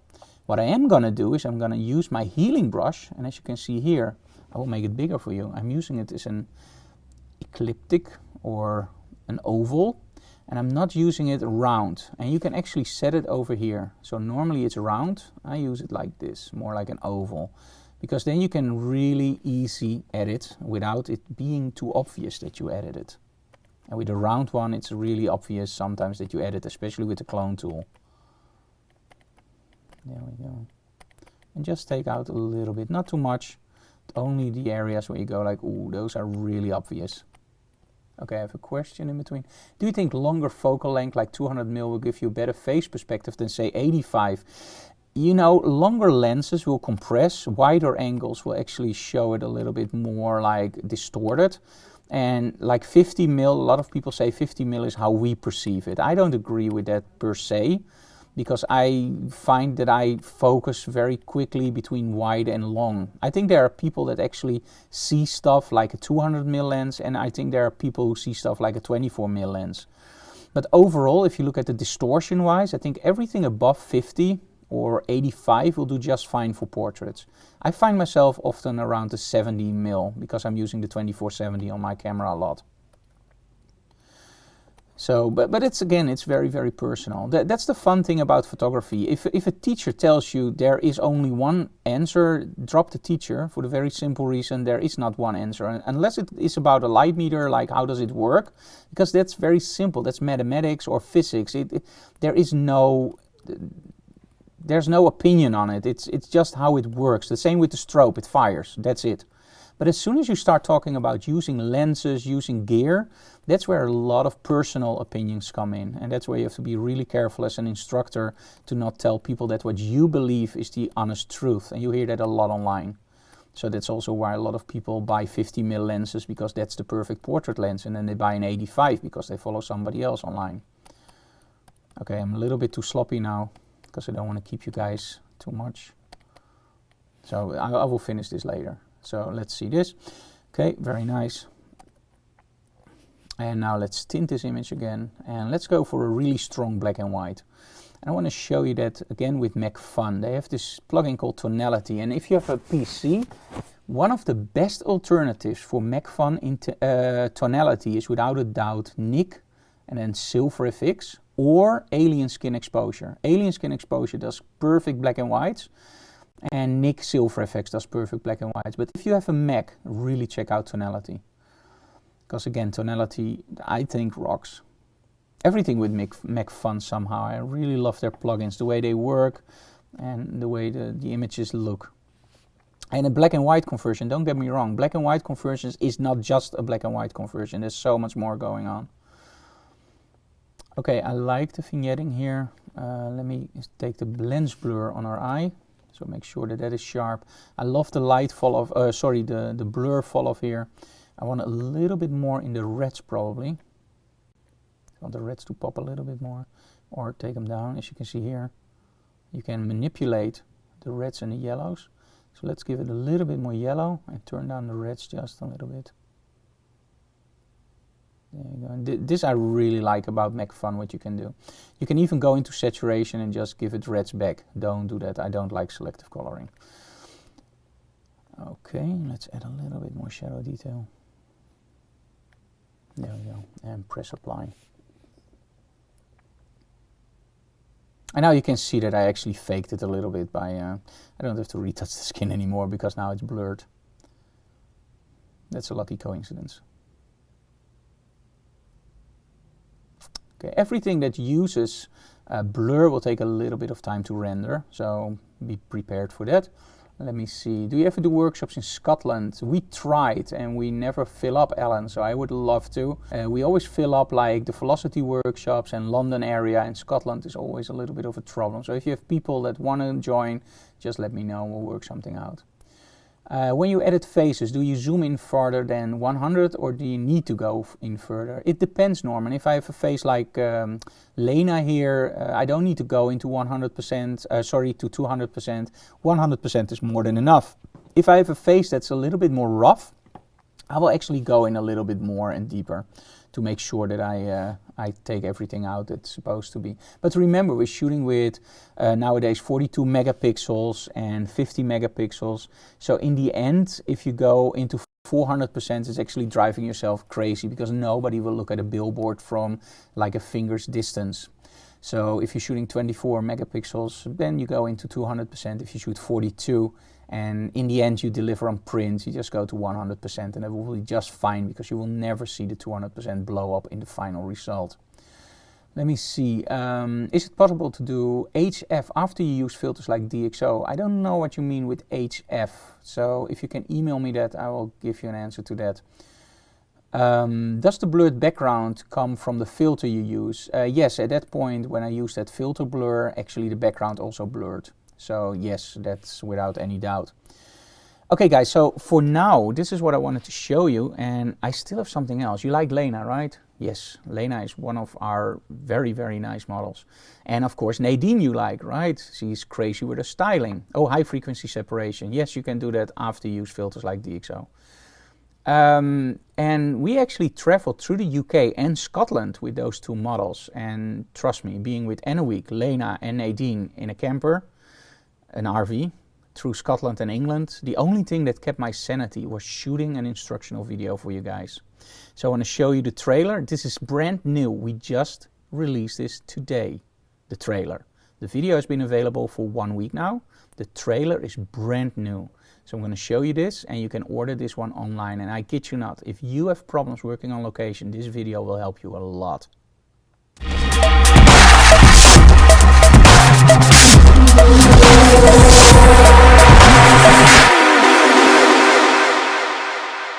Hey guys, my name is Frank Doorhof and I'm the author of the book Mastering the Model Shoot. And you guys really like the book because we get a lot of emails with questions about topics in the book. And I thought, what is the best companion to a book? And that's video, right? Because then you can see what we're doing. So our first video was all about the light meter. The second video is all about a topic that's really difficult for a lot of photographers: shooting on location. Because let's be honest, there's so much going on. You have the location, you have the model, you have public. What gear do you bring? What stories do you want to tell? How do you shoot something? How do you... Well, there are so many questions. It's impossible to just tell you everything we're going to do in the video in the trailer. So we made a video while traveling the UK and Scotland with two models, Lenaa and Nadine. And I'm going to show you how to shoot with, for example, the Elangun Quadra.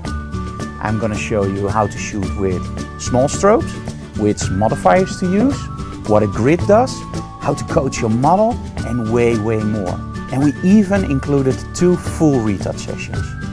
So if you want to shoot on location and you want to go from okay to wow, you want to master your model shoot, then watch this video, On Location, Mastering the Model Shoot, video 2.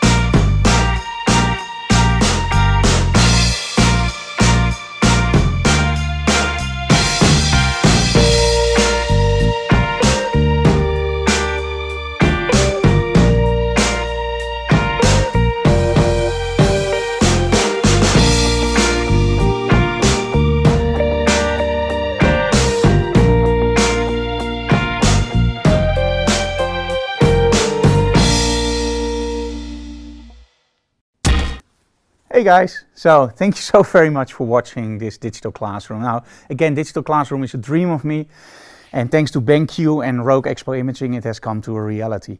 So those guys are absolutely awesome. And one more thing, a lot of the stuff that I explain, you can also find in the book Mastering the Model Shoot. You can get this online at Barnes & Nobles or Amazon. And you guys really love the book because we're getting a lot of rave reviews about it. And thank you so very much for that. Also on YouTube, please subscribe to our channel and make sure that you let people know about Digital Classroom. Share the link and let people know that we're doing this totally for free for you guys. If you have any questions, just email me, use Twitter, Facebook or Google+. Thank you so very much for watching, and we'll see you next time at Digital Classroom.